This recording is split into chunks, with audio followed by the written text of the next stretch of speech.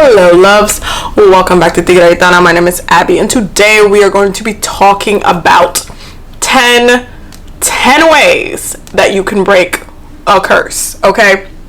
And I wanted to make this video because Spirit has been telling me to make this video for a minute, but also because recently a lot of the readings that I've been doing, a lot of like the conversations I've been having with people, with everything that's going on with society itself, I think that it's really important to address this specifically because for some reason it's coming up a lot right now. And I know that we talk on my channel about ancestor work and generational curses a lot, and so I wanted to cover this because this is something that you should have in your arsenal, especially practicing, and it should be part of your craft that you do this at some point in your life or multiple times in your life, because you will come into many instances where somebody will want to put a curse on you, or where, you know, people try it or people are envious or whatnot. The first thing to kind of know about like what a curse like feels like, or how it even starts to begin, if you start looking at curses and how people get cursed in the first place, and if you start researching a lot of that, you will find that a lot of it, one of the ones that comes out a lot is the evil eye, okay? And that is when you're using your eye in a negative way to send negative intentions towards somebody else. And your eye is, like the quote goes, you know, the eyes are the window to the soul. And so when you're using your eyes to send negative intention to someone, it is a very powerful thing, especially depending how strong your willpower is, solar plexus wise, and then looking at your other chakras as well. You have to really look at how you're energetically, you know, sending, what kind of vibes you're sending. Because if you're a very forceful person and you're a very action-based person, your eyes and the way you direct your eye energy could be very aggressive, and you could end up sending bad vibes to someone, whether intentional or non-intentional, or whether you're telling yourself you're not thinking about a bad thing, you're just like, I wish that person would trip, or something, like, you know, like something really like and then it just ends up happening is because you then put a curse on them. There are levels of curses. They're definitely different. You know, it can go from a baby curse, as in like someone's jealous of you and just, you know, kind of throwing, you know, some negative juju your way. And then there are like really heavy curses, which are, I personally think, are generational curses, because, and the reason why these are the heaviest ones is because they get passed down through generations. So sometimes you might not even know the root of the problem, but it's there and you are getting affected by it. So it's like, you know, it's easy to get annoyed by the fact that you got cursed by someone. So analyzing and looking at how and why and what the messages you got about getting cursed, it's like a whole separate video. This is just going to talk about how to break the curse, period. So traditionally speaking, the way it was done in ancient times, it definitely was way different, because there were people who practiced spirituality and witchcraft, and then there were those who did not. So when somebody felt any type of negativity or any type of like things affecting them in a very big way, they would end up going to their local witch, shaman, bruja, whatever, and you know, in order to address and figure out what happened, what's the situation, why was it cursed, what do I do about it, how do I fix it, all of these different things. Nowadays is a little bit more complicated, because a lot of the time some of the ancient ways of addressing a curse, while you can still apply them today, some ways you might not be able to. So for example, if in the ancient times you knew that somebody put a curse on you, but it was an actual physical object, and we're actually going to get into the bullet points for this, but if it was an actual physical object that was holding that intention solid, sometimes to break the curse, you would have to take the object and completely destroy it. And if somebody does that to you today, you're like, well, I don't have the object. So it's definitely a lot of work, and it's really about recalling your power and a lot of it, but we're going to get started. I don't want to confuse you guys, so we're going to get started. So the first way to break a curse, 1000%, the first way, and I feel like this is, for me, one of the easiest ways to break a curse, is return to sender and reversal work. And the reason why this is important is because you can use this as a way, and actually most of these on the list, it's not necessarily like you're trying to harm anybody else, but the return to sender is really just directing the energy back to whoever even tried to send it to you in the first place.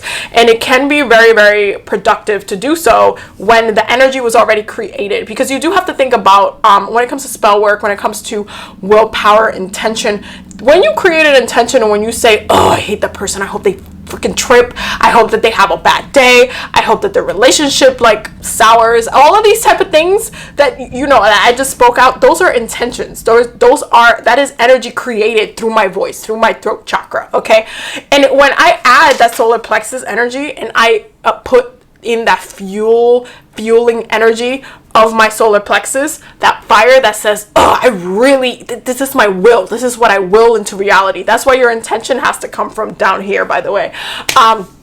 You are creating this energy. And if you look at the area right here of your belly, what happens in this area of your belly, especially for women? We create things in this the lower chakras. Okay, so when it comes to having a negative intention against somebody, you're just sitting there creating this intention and birthing it. And so when the intention is created and then directed towards somewhere to go, and it is directed towards you, and you see how that something is affecting you, that something has been trying to harm you, whether you got a reading or whether you're very intuitive, or circumstances started changing and shifting, and what your day-to-day just kind of turned into like a hot mess all of a sudden. You're like, oh, I kind of feel like I've kind of met a wall here. Let me just return this energy back to the person who sent it to me in the first place, because this is not my energy and I do not need it in my space. And that is the key into return to sender type of work and cursing type of work, because at the end of the day, it's not that you are trying to harm anybody else. It's just mainly that you are that intention wasn't yours. Your intention is to live your best life. So therefore, if some negativity was directed towards you, it was not birthed with you. It's almost like, think of it as like giving birth to an actual child, and then the child actually thinking that you're their parent when you did not even birth that child. Go back to your mother. Go back to your parent. Do not come to me and get comfortable being in my energy, in my space, in my home, in my life, and think that it's okay. Okay, I hope that makes sense. I'm not trying to by the way, especially for those who are adopted or anything like that, I'm not trying to have any animosity or anything like that. I'm just that was an example. So I hope you understood that example. But that is the number one and my favorite way to break a curse, because it's, especially when it comes to, this is not for generational curses, by the way, because this can be a little tricky. Generational curses that you need to do a little bit more deeper work with, but specifically for, I don't want to use the word lighthearted, but I guess things in this lifetime, specifically when you're dealing with jealous coworkers or jealous family members, or people who are trying to start up toxic stuff in your area, but you know who it is. You know who it is. You can use reversal work for people you don't know who it is, but you will find that the reversal work fails if it has to do with generational work, because the trauma itself is too big and has affected too many souls on the line. We're going to talk about it a little bit more when we get to generational curses. But that is my number one. I hope that makes sense. Let me know if you have questions in the comments. So the second way that you can break curses is with cleansings. And specifically when I talk about cleansings, I'm talking about every single element of cleansing that you can think of. And when it comes to this specific point, elemental magic, you're using every single type of element. So smoke cleansings, which would be connection to air. Water cleansings, which obviously deal with spiritual baths, teas, tinctures, things like that. Herbal cleansings, which connects to water cleansings, but because you're using herbs you're taking the energy, the energy of the herbs to amplify that intention, and you're using these cleansing and hex breaking herbs. They're basically, because water, the element of water, it deals with spirituality, it amplifies that intention of hex breaking when you're using those herbs. So that's the earth element. And then fire. So fire actually has its own bullet point. We're going to talk about fire a little bit later. But cleansings are all about removing things from your energy, from your aura, from your spirit, from your emotional states, from your mind. And all of these type of cleansings, each element has a different bracket of how it addresses it.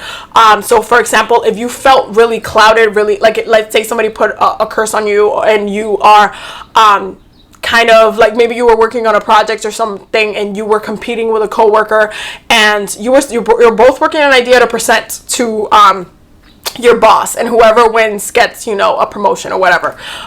When you're looking at air kind of cleansings for this, what the air element does is that it cleanses your upper chakras, and it also cleanses the energy around your space. And we are going to get to home cleansings a little bit later, but it helps to cleanse the energy overall. Because air is everywhere, it is important that smoke cleansings are used specifically for hex breaking and curse breaking, because if the air is not clear, you cannot walk in. Think about it in the same way that people talk about, like for example, when people are trying to go into a tomb, or like they just discovered a tomb in Egypt, in Peru, in Mexico somewhere. Okay, they just discovered a new location. There's a tomb in there. It is buried in the ground. It has not been opened in millions and thousands of years. Okay, you cannot just open the door to the tomb and walk in. Why? Because the air is toxic. It has been sitting there for a long time. This is why when you looking at astrology and the air signs, they have to be fluid, because air flows. Okay, air flows. It has to circulate for it to be pure. So when it comes to going in that tomb, you would die if you go in, because the air is toxic. You have to air out the air and let it be released. So it basically dissipates in the air. It just dissolves when it comes to contact to more air, because they're basically concentration, when it's getting diluted in more air when you open up that tomb. And then after it's been air out for a certain amount of days, because it takes it's like about 3 days, it takes about 3 days for you to even be able to go in and air out a full-blown tomb before you can go in safely, knowing that you can breathe and be okay. So it's the same kind of thing when it comes to cleansings and elemental magic. You want to cleanse your space, you want to cleanse your head, you want to bring that air energy. So smoke cleansings help a lot when it comes to hex breaking, when it deals with that specific element. And it is something really good to do if you're going up for that example that I gave you earlier. Water is really good up for specifically cleansing your emotional being, because a lot of the times the way we feel, we can block ourselves and our progress and our life just because we feel something or like we're trying to go against something, or especially when it comes to life changes and such and such. So spiritual cleansings and spiritual baths, there's a reason why I tell you guys to do them so often, because they can break curses as well, especially if somebody wants you to feel like shit. Somebody wants you to feel like the worst of the worst, like you don't belong, like you shouldn't be here. And if those things if you have been had that curse put on you, you need to make sure that you are cleansing your emotional energy and your spirit, so you're in alignment with yourself. So that's why cleansings are specifically important, and working with herbs is just the amplification of using that earth energy, not in combination with the water, to ground yourself in new intentions and help cleanse and clear everything. And we're going to talk about fire next. So the reason why fire gets its own bullet point, okay, my fire signs come through. The reason why fire gets its own bullet point, and I'm going to bring it to tarot and I'm going to bring it to astrology. Fire signs rule the journey of life, okay? Because they rule the journey itself, you have to think about it this way. So a curse is trying to stop you from having a good journey in life. Therefore, the fire elements, what it connects to, it's really important to kind of connect those two back together, because again, we talked about intention in the solar plexus being the biggest focal point of what it is that you want to do and your direction. A lot of the time when people put curses on other people, it is to stop you from knowing what direction to go, from knowing what you want to do, from fail. It basically makes you fail and makes makes you stop your progress. It puts you in negative circumstances. And so a lot of it you can clear with your own intention. So you do have to tap into that fire element, that solar plexus, to cleanse that away. And there's a couple of different ways to do that, especially with fire magic, because it does deal with life goals and your journey. And at the end of the day, again, a curse is trying to go against all of those things. It's trying to not let you have goals. It's trying to block you in your journey, make you trip up, and it's trying to make it seem like you have a way worse life than you could have if you actually address these issues, basically. So when it comes to fire magic, my favorite way of cleansing through fire is doing a fire purification ritual. This ritual is really, really powerful, and it works like that. Like it's it works really, really, really fast. Fire, and it works really easily as well. It is not complicated. You can do the fire purification ritual in different ways. I've done it in the Patreon before as well. But it's definitely something that's very simple. You can just take like, for example, if you know specifically what has been your curse, what has cursed you, what the intention was, you can write that down in a paper, like write it out as an intention in a paper as you are releasing it, throw it in the fire, watch that baby burn, boom, call it a day. Fire magic and elemental magic doesn't have to be complicated. We make it complicated sometimes because, you know, we brujas, we witches, we try, you know, we try to experiment and create a lot of new things, and that's totally fine. But when it comes to fire magic, you could just bring it right back down to the basics.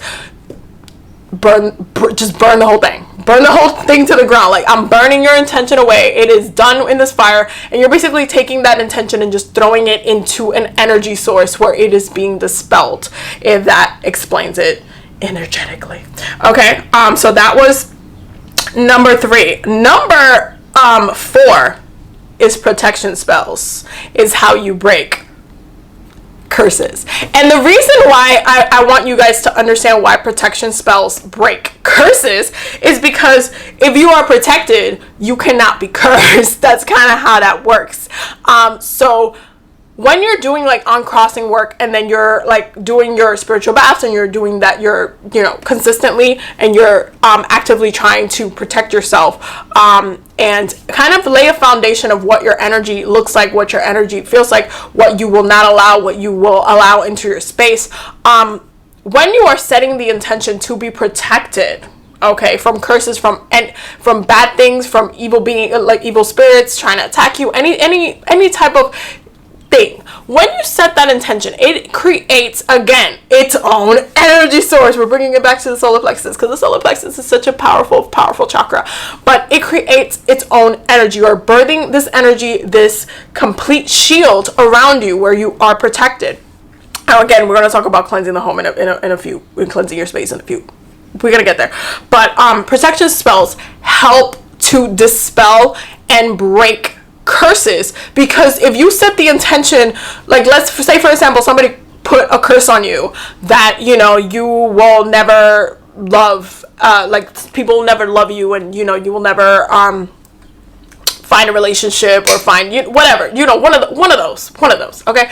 And then you have been consistently doing protection work, working with your spirit, your guides, and you say, and you meet someone, because you've been setting the intention to connect with someone, and you meet someone and you say, spirit, I want to meet someone, and boom, that person came into your life. And then you say, okay, you know what, I'm going to protect this love. I'm going to just put a spell on this love so it can be protected, so it cannot be touched.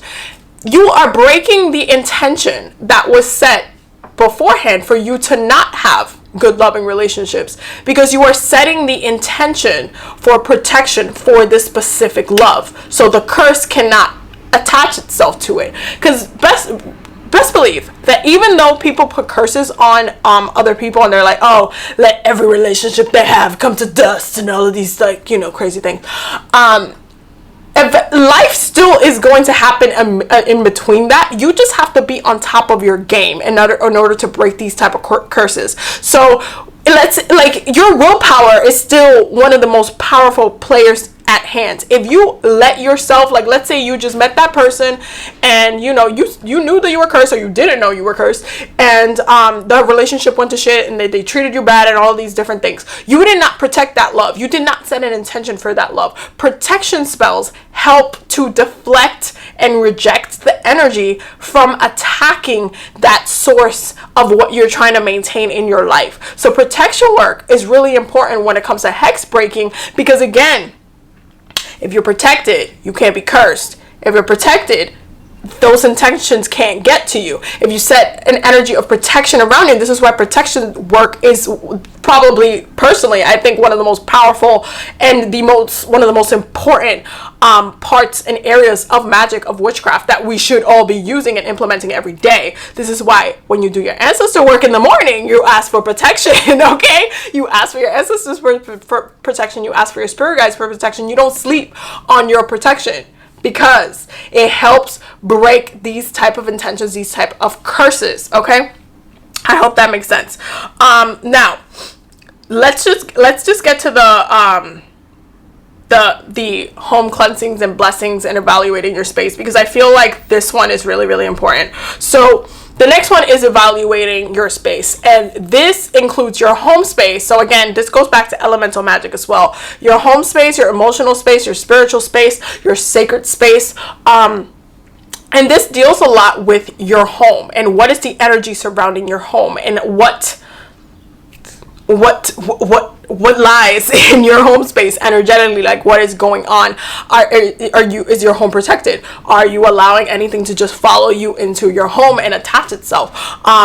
These things are really important when it comes to hex breaking, because your home space, where you land, where you get to rest, especially because there are spirits out there that while you are resting, because you are a little more sensitive, especially if you don't do protection work, you can get attacked easier. And so you have to be very mindful of your space, and this includes your mind. So when you ask yourself to be protected from any negativity and such, that can also be your mind. Be very aware of these intentions that you are setting, especially when you're trying to break a curse, because guess what? Humans, you can curse yourself at the same time. Anytime you're like, oh, I hate myself, or I feel like I'm ugly, I feel like I never get things done, like I'm all over the place, like every time you say those things, you are creating, again, let's bring it back to solar plexus, you're creating energy, okay? And that energy is just brewing up there. You are creating it, you are bringing it up into the air, and it's just like there,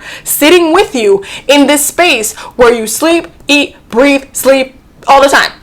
It's just there. You're creating constant energy. You need to treat your home space as a sacred space. It needs to be sacred, and it needs to be protected and cleansed properly, consistently, so the energy maintains itself as a positive energy. If not, it will be basically housing a lot of your curses, because you're not addressing the curse. So a lot of it, when it comes to hex breaking and curse breaking, you do have to do a full-blown cleanse, not only with yourself physically, but with your space around you as well, because it is important for you to maintain that and for it to be sacred in order for you to be protected in its entirety, okay?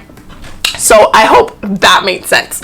And you should be applying all of these things that, especially when you're trying to assess if you have been cursed, you should be applying all of these type of things that I've been mentioning into addressing how you're going to break them as well. I had to add that. Okay.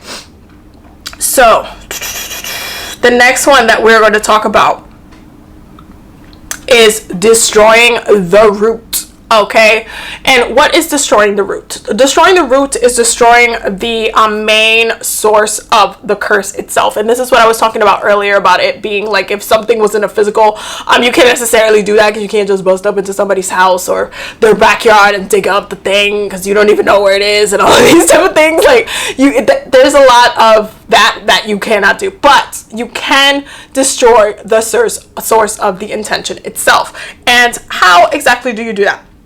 So some specifically of the root of the intention that is set, the curse that is set specifically, a lot of it, you have to analyze what the intention was in the first place. So if the intention was for you not to be able to succeed, or for you not to find love, or for you to be cursed in relationships, or for you to be like, you know, in all of these type of aspects, you have to analyze and research and study not only yourself but your family, because this could also be generational. And this is when we go back into my other ancestor videos that I've made before.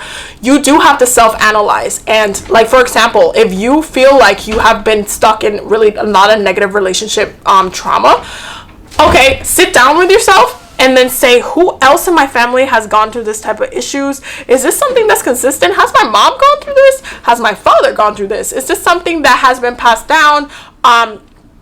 If you are a man in your family, if you have like more like guys instead of women in your family, analyzing different behaviors, different things that have got passed down to you, whether you have a short temper, whether you can be very aggressive, or stuff like that. Even though, you know, a natal chart reading could also explain that, but you can, and like, let's say you want to fix that. Let's say you don't feel like yourself when you're kind of behaving in that way. Maybe you want to address it and like heal that type of energy. You do have to do self-analysis and look at the root. Okay, root. We're talking about root, right? Root chakra. I'm talking root chakra work, because when it comes to generational work and curses, that's root chakra work, because you're trying to remove something that has been buried down in the root, that has just been growing, and just, it's like weeds. Like, you don't want it to be weeds, but there's weeds there. And so you have to self-analyze. You have to look at what was the origin of this issue. Where did it come from? I'm going to talk about the next one that I'm going to be talking about is going to address how to figure that out. But specifically when it comes to destroying the root, you can work with your ancestors for this specifically, and you can basically, there is a meditation that you can go into to analyze with your ancestors which person the curse originated with in the first place. There are some generational curses that are passed down through that one ancestor that, again, cursed themselves. I've seen that happen. That happened to one of my ancestors, and I had to go in and heal it. And there are some curses that happened to that ancestor from somebody else. Somebody gave them, that somebody put that curse on them. And so you do have to go back to that specific person, because once you heal and cleanse that away, then it's taken out of everyone after that ancestor. So you do have to go in and do that work, and that work it's definitely intensive. But again, because there is not, you know, we don't have a physical, or the physicality of the object itself, whether we don't have the candle or the vessel that was used in order to reverse it, you do have to do it on a spiritual level. Now, I do have to mention this. There are people and witches out there that use spirits and, you know, demons and, you know, entities of lower vibrations to basically do their bidding energetically, and to send bad juju, bad vibes, bad experiences to others, and to curse other people. And the way that you need to address that has to do, you have to really combat that with spirit itself as well. This brings the energy and the element of balance, and balance is really a key when it comes to destroying the root of the problem and the source of the issue, especially if it was done by its spirit itself. You might need to get a reading for this specifically. You do need to know what was the intention in the first place. What is the curse put upon you in the first place? Once you have that, then you need to work with the appropriate spirit in order to heal it and fix that issue. Now, how do you know which spirit to work with? Well, it depends which spirits you do work with. I personally favor the angels for this, and we're going to talk about angel work in this video as well a little bit later. But I do personally favor the angels for this. I also favor Sekhmet for this specifically, because she is a warrior goddess, and she does not play when it comes to her children. There's also some spirits that you can work with, like Yemaya. She does not like when people mess with her children either. You can there's a plethora. There's a lot of different spirits that you can work with, angels, guides, plethora, that you can work with in order to heal the specific issues. Like for example, if you had a curse on you placed on, like it is a love related, work with a love deity or god or goddess.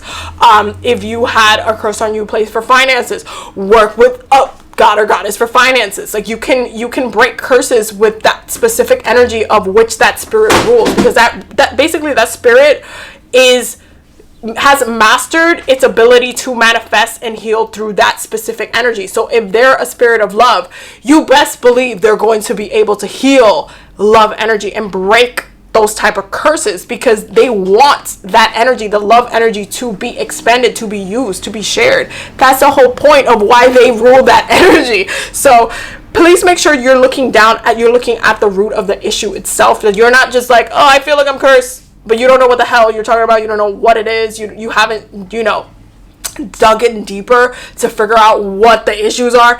Dig in deeper, then talk to me. Period. I had to say it. So the next one that we're going to be talking about is the Akashic Records, and how to break a curse through the Akashic Records. So the Akashic Records connects to a couple of different things. You can definitely do a lot of ancestor work through the Akashic Records. You can break generational curses through the Akashic Records, because it is the what? It is the library of souls. It holds all of the knowledge from all of your souls and their past lives. Now, the connection to the ancestors in this is really important, because you have access to not only your soul, but when you're doing ancestor work and curse breaking and looking at that, you can access that because it affects you. That's kind of the rule with the Akashic Records. You can't look at other people's past lives without consent. However, I mean, you technically can, to be honest. Like there are ways. However, you can look at how that specific curse, where it's rooted from and how it affects you. It has to pertain to you. You can't just be going up there and trying to be nosy, because it's just not gonna work. But if you go in and you say, hey, Lord to the Records, what is the source of this in my family? Why does this keep coming up in my family? Where does this stem from? Is there an ancestor that I can speak through to that can help me or understand this issue? All of these type of questions you can get that clarity from through the Akashic Records. And so breaking stuff through the Akashic Records, it helps to connect your root chakra to your crown chakra, because you access the Akashic Records through your crown chakra. You are basically in that connection with your higher self and addressing issues that basically affect you in the physical realm, in like while you're accessing and moving through your root chakra in life. So it does help you to break those curses, and all you really have to do is ask the questions, because again, it all goes back to intention. If you go up to the Akashic Records and you're like, hey, I want to know what the root of this problem is, because I want to fix it. I want this to stop being an issue in my life. I want this to stop being a problem with my family. Like, I want to heal this. I want to fix this issue. And then you will be guided on how to do that in the records themselves. There are a couple of meditations that you can do through the records. Specifically, there is this cord cutting meditation with Archangel Michael that you can do in order to really break a curse up there. And that meditation I can share with you guys if you want me to make a separate video on it, because it is its own twang. But it is a very powerful meditation. You can call down the angels into the library to assist you with the curse breaking as well, and depending on what the issue is. So for example, if you want it to be if there's like a healing issue and a curse that was placed on your family with a specific healing issue, you want to obviously work with Archangel Raphael for that. And this brings up the bullet point of working with your angels and your guides, but specifically with the angels, you can do a lot of curse breaking with them. Archangel Michael is specifically because he rules over those demons and negative spirits and those type of entities. When we're looking back at destroying the root of the problem, when you were talking about people who work with spirits and they send those spirits to you to attack you, you want to work with Archangel Michael for that, because obviously that is what his dominion is. So if if it's a healing issue, work with Archangel Raphael. Like, make sure you're applying the spirit to the issue, not just like working with a random one just to like address an issue that, you know, might not be necessarily their forte, because that is a thing. You want to make sure you're working within their own element, their own kind of, I don't want to say their boundaries, but like kind of their own, you know, like when you go to a master of, you know, yoga, you don't expect them to be like, I mean, if you go to a master of Reiki, you don't expect them to be a master at dancing. You don't go to them and be like, teach me some dance moves, because that's not what their thing is. You know what I mean? So that's the same way that you want to apply it when it comes to working with the angels and guides on this. Now we have 3 more to go, and I'm gonna try to do it fast. This video is long, okay? So the next one, oh, I'm sorry, we got 2 more to go. The next one that you can work with as far as like breaking a curse, this one is gonna take a little bit of explanation, because I feel like when it comes to this specific thing, a lot of people don't know how to explain it to people so they understand what you're actually doing. But we're going to be talking about a limpia for this, okay? This is an egg cleansing, egg cleansings, and how you can use an egg to break a curse. Okay, so this one's a little tricky, and you do have to kind of, I don't want to say tricky, because it's not, egg cleansings they're not super complicated, and they don't have to be super complicated. However, I need you to understand what you're doing when you're doing this. And the reason why a lot of people sometimes it doesn't necessarily work is because they don't understand what power they're using when it comes to eggs. So what are eggs? What is an egg? Okay, let's bring it back down to the beginning of this video when I said the solar plexus and what happens when you're birthing an intention, birthing an energy. An egg is an actual, this is a baby, okay? Well, basically it might as well be. This is a baby, okay? But before it was created into and birthed into an actual, you know, animal. And so this is a life, a soul. This is a soul. I am holding a soul, and I need you to understand it as such, because when you're using an egg and you're using different type of tools, but specifically things that already have a life, and this is why doing, you know, animal sacrifices, what you're doing is actually taking something's soul and using it to power your intention. Okay, are you following? Because a lot of people don't explain it. They just be like, do an egg cleansing, but you don't know what you're doing, and you don't know what the power that you're holding. This is a soul. Okay, this could be someone reborn into ended up reborn into a chicken, and you know, they got caught up in the cycle of food.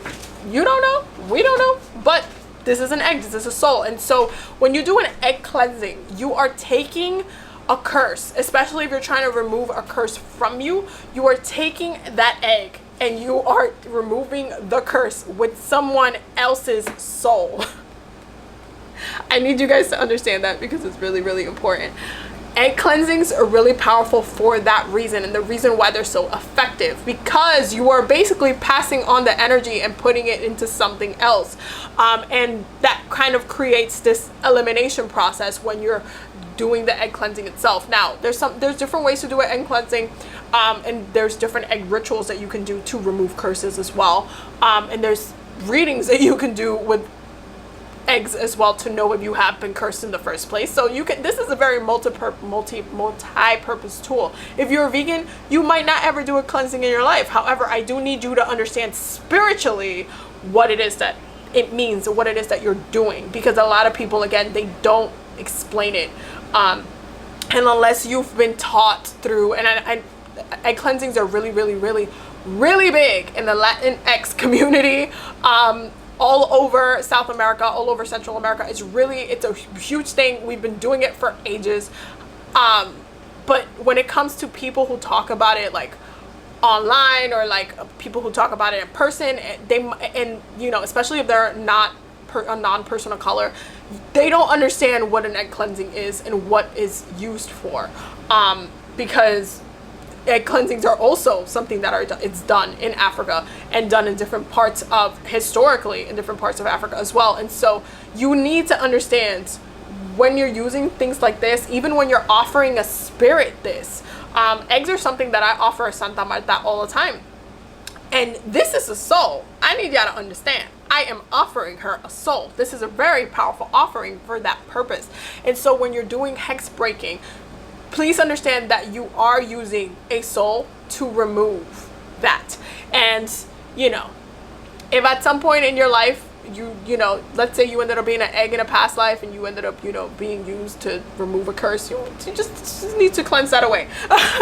You have to do some past life work for that. But for the most part, this is a really simple way to break hexes, because it helps to cleanse that energy away, and then it just puts in an egg, and then you do have to dispose of the egg after it's done. You can't even look at it, you just have to dispose of it. So there is ways to use the egg cleansing in divination and ritual to remove hexes, but again, understand what you're doing. This is really important when it comes to spell work and applying and different spells that you're trying to create. You need to understand what each tool is doing to and what it's bringing in, for what intention you're trying to like activate. Okay. So yeah, so limpias are really powerful, but you know, if you're not mentally cool with using somebody's soul to cleanse a hex away, now you know. So the last one we're going to talk about is the last way to break a curse is with a blessing. And the reason, again, why this is really important is especially when we're talking about protection work, what is blessing if not the opposite of what a curse is? Obviously. So in order to, when it comes to like attracting that blessing, so curses have a way of bringing a lot of negativity up in our lives and have consistent issues come up in our lives, whether are random or whether they're plotted, whatever the case may be. There are in a negative state of mind, space, energy. And so when you are trying to break a curse with a blessing, road opener work is really important for this specifically, because it's really like breaking that, you know, that aura and energy of negativity and just trying to find an escape for you to run through. But a blessing works as a light, in a very light way, where it's almost pulling you out through understanding how something can be positive and almost yanking you out of the negativity through positivity. So a blessing can look like many different things. For some people, the blessing can be really big, and the blessing can be just really peace of mind, which honestly I feel like is the best blessing of all. You can get a blessing in different ways as well. I've gotten blessings from spirits before. I've gotten blessings from my family before. I've gotten, there's just a ton of ways to get blessings. There's ritualistic ways to get blessings. And when you are performing some sort of ritual to get a blessing, or you're having somebody else give you a blessing, and it always acts as a cleansing as well. It's like a cleansing and a blessing. They all kind of come together. But when you are having that being done for you, it does basically open up the way for you to kind of walk forward. Because again, this goes back to the fire element and your journey at the end of the day. Each step you take in your journey, you do while you can trip and you can, you know, like stumble in some areas, but blessings are like, think of them as checkpoints in your life where you're like, oh my God, that happened. I'm so happy that happened. That was such a big blessing. Or, oh my God, I just met this person. They're so cool. They understand me. Like, I feel like we're going to be friends for a long time. Like, this person is such a blessing. Understanding your blessings is a really, really big one. Because, for example, if you're asking Spirit, if you're praying, you're like, oh my God, Spirit, I've been stuck on this. I don't know how to progress or whatever. Can you send me some help? Can I get a sign? Can I get this? And then you meet someone new who just happens to it kind of have that in them, where they can kind of teach you how they have healed, or how they have progressed. That is a blessing. Their blessings look like different things, and you have to really, when it comes to hex breaking, again, it's all about analyzation. You have to analyze your circumstances. You have to analyze your life. You have to analyze your history, your family, and see where the blessings are coming in. So let's say you haven't, you got a blessing done, and you're you kind of move through life, things are a little quiet, and all of a sudden you're talking to your mom and you hear, oh, you know, Titi had got a new job, or your cousin, you know, it just got proposed to, or something, you know, start getting some good news. That is a blessing. So you need to recognize when good things are starting to come in, so you can capitalize on that energy, because it's really like riding that that coattail when it comes through. You want to be present, you want to be in the moment with it, and you want to say, wow, look at that blessing, I'm not cursed anymore. And then the second you start setting that intention, like, I'm just blessed, I'm a blessed child, I'm out here just blessed every day, I'm always just attracting these blessings, like, woof, I'm just blessed all over the place. Then the hex doesn't work anymore. The curse doesn't work anymore, because you're too busy being blessed. So you're basically working with the opposite energy. Okay? I hope that made sense. Those are the 10 ways to break a curse. I know that this was a lot, and it was intensive, and this is like a workshop on its own, honestly. But I know that there was a lot of information. I hope that you guys took a lot from it. I hope that you learned a lot. And yeah, I will definitely see you guys in the next video. Do not forget to subscribe, because I'm always just going to be uploading. I upload a lot of times in the week. And do not forget to check out the Patreon as well, because we are always learning and growing over there. And we're about to do a really cool giveaway over there at the Patreon. So I'm really excited. I'm waiting for them to vote so we can, you know, get it popping. And yeah, I just can't wait to continue this journey with you guys. Thank you all to my new subscribers. I've just been growing so fast, and I'm just very, very, very, very grateful to everybody that has been following me. Thank you so much. I hope that you learned something today. Let me know if you know a way to break a curse that I did not mention in this video, because there are definitely more ways, honestly. But I just wanted to keep it to 10, because you guys know I talk a lot. Gemini moon. Anyway, I'll see you guys in the next video. Bye.